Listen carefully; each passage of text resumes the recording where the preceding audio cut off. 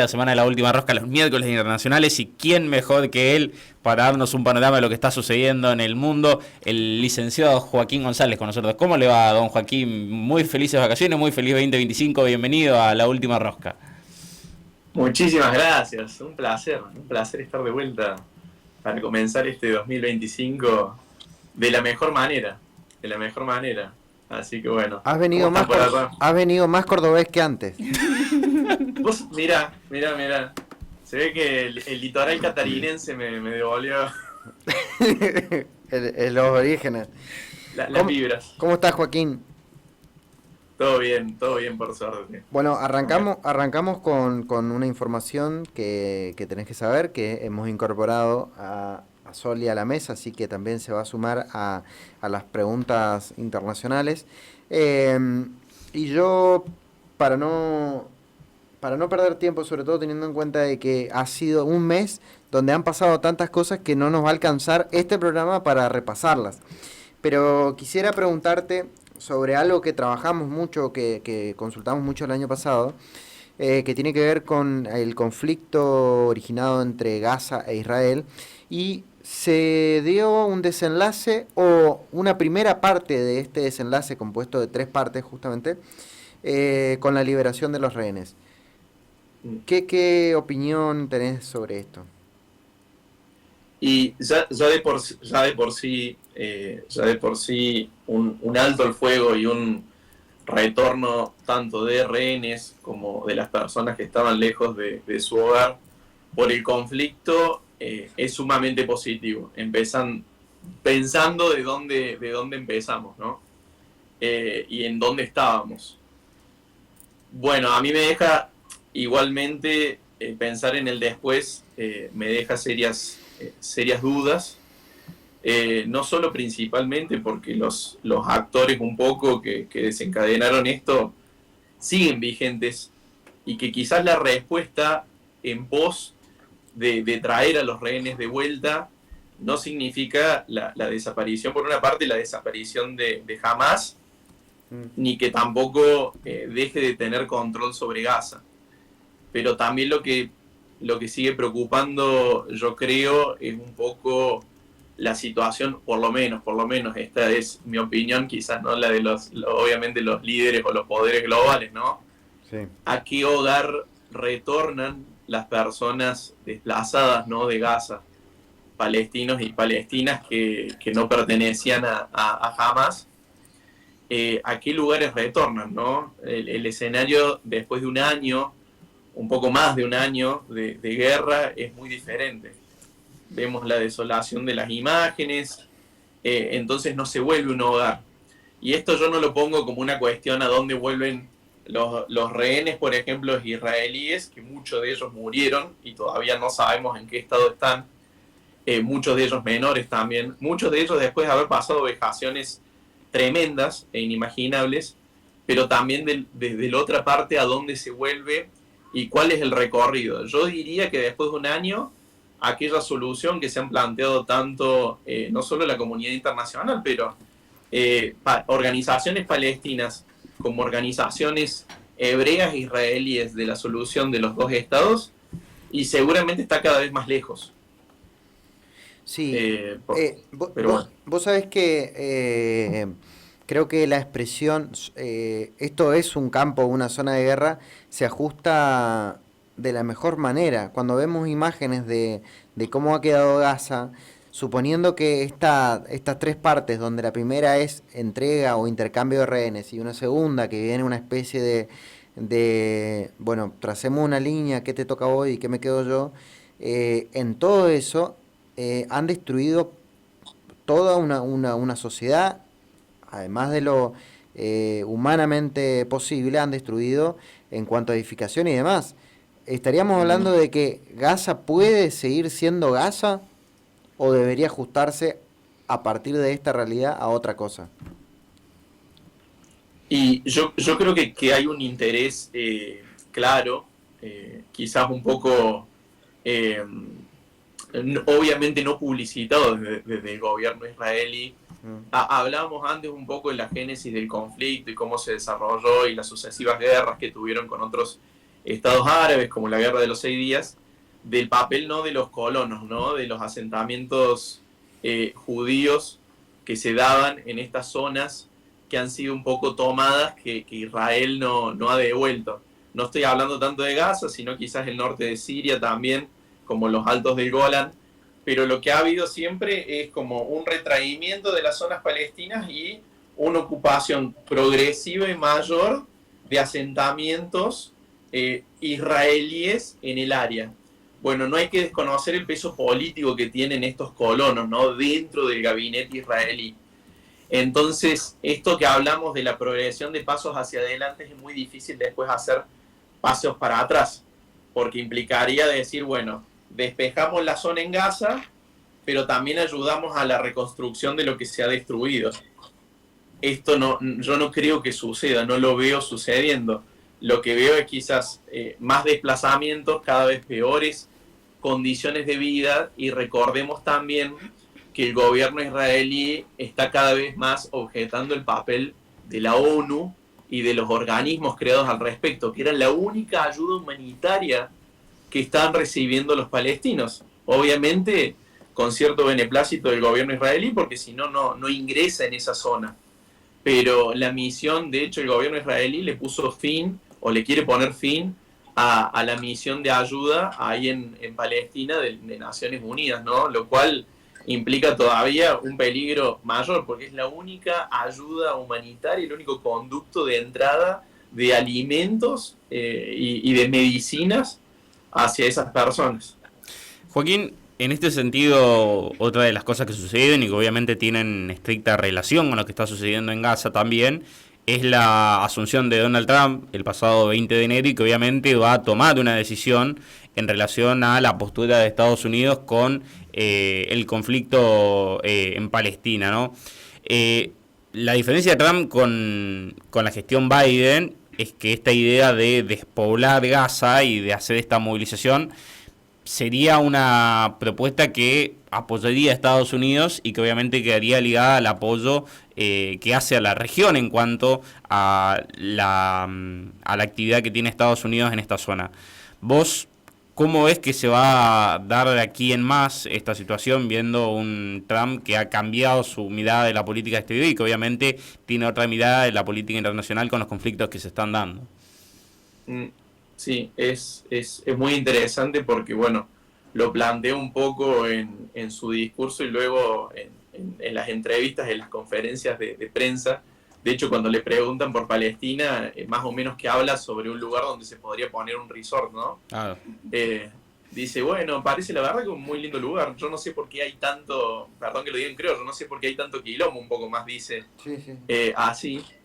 Pero yo creo que acá un poco se alinearon los planetas en términos de los mandatarios de ambos países. Si bien siempre el premier israelí tiene que tener una relación privilegiada con quien sea presidente de Estados Unidos, por esta relación tan fuerte que hay entre ambos. Pero bueno, creo que las personalidades de Netanyahu y Trump, en ese sentido, quizás corran, o por lo menos sus visiones corran por el mismo lado, o son instrumentales la una a la otra, ¿no? Seguramente, hasta para llegar a este intercambio de rehenes, ha habido quizás una llamada entre ambos, en las cuales seguramente ha habido algún intercambio de favores, no lo sabemos a eso. Pero bueno, yo sí creo que Estados Unidos, o por lo menos Trump, está apostando, él lo dijo de alguna manera, ¿no? La restauración completa de la grandeza estadounidense. Y uno de esos pilares para ese objetivo es el ejército. Dijo que quería volver a tener el ejército más grande y poderoso, y que de alguna manera esto sea un factor disuasivo para cualquier país. Yo no creo que quiera entrar, no quiere entrar en el conflicto de otra persona, entonces seguramente hace presión por otro lado.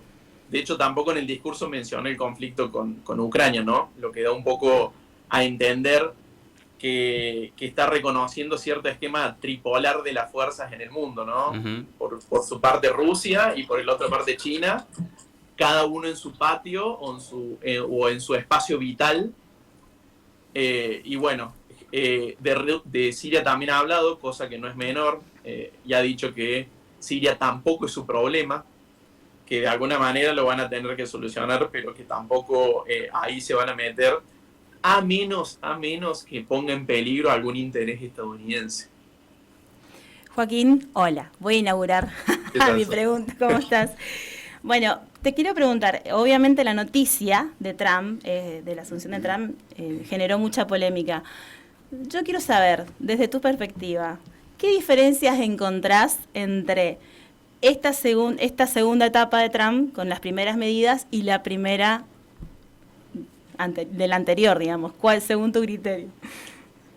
Y no, yo creo que es una excelente pregunta. Todavía la sigo pensando, porque lo que veo, por lo menos personalmente, y creo que también se ha dicho en muchos análisis y notas de opinión, es un Trump recargado, ¿no? Un Trump 2.0 de alguna manera. Porque recordemos también que en el debate previo estábamos hablando de que los dos candidatos a presidente estaban rozando los 80 años. De alguna manera los dos estaban medio gagas, se peleaban por ver cuál estaba un poquito más. Pero bueno, yo creo que viene con una intención que la ha puesto sobre la mesa al ingresar, pero esta vez muchísimo más recargado, porque no se guardó, digamos, ofensas para nadie. Habló de los países latinoamericanos, de cómo no los necesita, de cómo nosotros los necesitamos a ellos, de las barreras comerciales que iba a poner, y además las relacionó con esta cuestión de los otros están enriqueciendo a nuestras expensas un poco más. Entonces habló también un poco del ejército, habló de volver a apostar a los combustibles fósiles, retomar muchas de las iniciativas que ya había tomado de alguna manera en su primera administración, salirse de los organismos multilaterales de cooperación, llámese el Acuerdo de París por el cambio climático, llámese el Pacto sobre Migraciones, cosas que ya había hecho. De hecho, en 2020, en plena pandemia, decide retirarse de la OMS, ¿no? De la Organización Mundial de la Salud. Cuando volvió Biden, hizo todo lo contrario. Bueno, volvió a ingresar. Podemos esperar que quizás si cambia de signo político, bueno, vuelva a suceder lo contrario. Pero bueno, creo que es un mensaje bastante claro de Trump contra no solo el multilateralismo, creo que contra las organizaciones como la ONU, pero bueno, es un mensaje también a los otros países. Habló de Groenlandia, de cómo quizás Dinamarca debería desprenderse de ella porque es muy cara la seguridad de su espacio vital. Habló de renombrar, quizás más que todo en carácter de chicana, renombrar, pero bueno, ya se hizo en Google, renombrar el Golfo de México, aunque seguramente el 50% de la población estadounidense no debe no poder señalar dónde está el Golfo de México. Todas estas cosas, ¿no? Nombrar un monte, el monte más alto de Estados Unidos, que se llamó Monte McKinley, después se lo cambiaron a Denali, después ahora se lo cambian de vuelta a McKinley. Es como, bueno, ir cambiando el Fitzroy al Chaltén, al Fitzroy de vuelta. Pero bueno, yo creo que hay un objetivo también, digamos, la otra pata de este plan de gobierno, recordemos, es el plan que algunos lo llaman Plan 2025, que es esta de revolución del sentido común, le llama él. ¿Qué es esto? Tratar de alguna manera de modificar lo que el trumpismo llama el deep state o el estado profundo. Entonces, en esta visión es como que el Estado está cooptado por un montón de élites políticas y económicas, más ligadas justamente al globalismo y al multilateralismo, o sea, más ligadas quizás en Estados Unidos al Partido Demócrata y a la izquierda, si se puede decir una izquierda estadounidense, ¿no? Pero bueno, es una reformulación del gobierno federal y significa reducir también la planta del gobierno federal. Recordemos que ha nombrado al mismísimo Elon Musk también como una suerte de ministro de modernización o de planificación. Entonces, bueno, yo lo que veo también es con un carácter más mesiánico, porque recordemos que en su asunción también nombró el atentado que tuvo en su contra, diciendo, creo que Dios me salvó por algo, ¿no? Sí. Para volver recargado quizás. Sí. Joaquín, bueno, Te hago Sí. una más por mi parte, que es, ¿qué pasó con Petro? Hablando de Estados Unidos Y y sus de socios. Estados Unidos y... Yo creo, no desestimo que va a ser... Perdón, no va a ser el porque si único no, cruce que va a tener con un dirigente latinoamericano. aclaro, Donald Sí. Trump se enfrentó con el presidente de Colombia, quien es Petro. Envió, te mando los indocumentados a Colombia. El presidente de Colombia dice: yo no los quiero, te los mando de vuelta. Entonces Trump dijo: vos no lo querés, perfecto, te subo los costos de exportación. Y Petro dijo: no, pará, te los mando a buscar. Loco, vamos amigos, ¿qué me va a subir Claro. ahora? Eso, No. eso es el origen de la pregunta de qué pasó con Trump y Petro. Sí, sí, creo que en ese sentido es un poco lo que está ocurriendo también con justamente una de las patas, que es la deportación. No solo la deportación de migrantes en Estados Unidos, sino con el endurecimiento de políticas migratorias, ¿no? Porque también va a afectar a los que son hijos de inmigrantes. Mucho se está diciendo en algunos diarios de que algunas personas no quieren mandar, personas que están en calidad migratoria, todavía no han regularizado su situación, no quieren mandar sus hijos al colegio para que tampoco sean deportados. Pasó con Brasil, pero la respuesta de Brasil fue un poco más institucional desde parte del Ministerio de Relaciones Exteriores, ¿no? Con respecto a la deportación de ciudadanos brasileros en condiciones como bastante deplorables. Bueno, se tiraron muchas versiones también, de que fueron en un vuelo medio encadenados, tratados mal también. Entonces, bueno, yo veo que va a ser un cruce bastante común, quizás con muchos dirigentes latinoamericanos. Con Claudia Sheinbaum lo hubo, pero también con respecto a los migrantes, también con respecto a este tema del Golfo de México. Y bueno, me parece que va a plantear mucho esta cuestión de, bueno, si no me ayudás con esto de recibiendo a aquellos que estoy deportando, te voy a clavar un arancel en tal cuestión. Pero bueno, es un poco también para repensar los vínculos que va a tener de ahora en más, o las relaciones bastante tensas que va a haber con Estados Unidos con respecto a muchísimas cuestiones, ¿no? Si es el endurecimiento de aranceles, si es la deportación masiva de migrantes, porque bueno, también hay compromisos asumidos. Uno no puede deportar por deportar, ¿no? Hay compromisos internacionales, pero bueno, yo creo que es un poco los tiempos que estamos viviendo.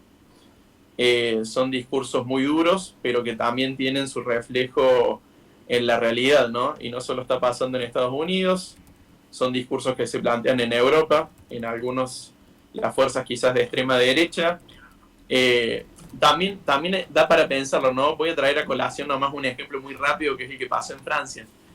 En Francia no gobierna Marine Le Pen. Sin embargo, hace unos pocos años, una política, una ley así migratoria con los mismos caracteres que en Estados Unidos fue aprobada por Macron.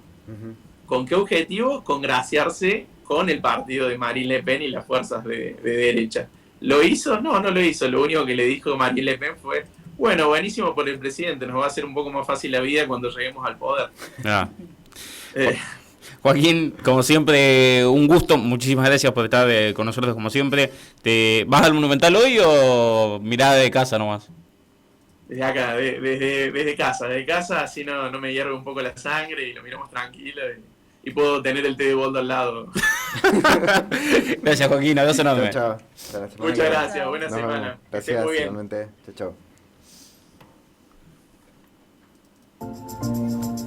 Posadas, Capital Misionero.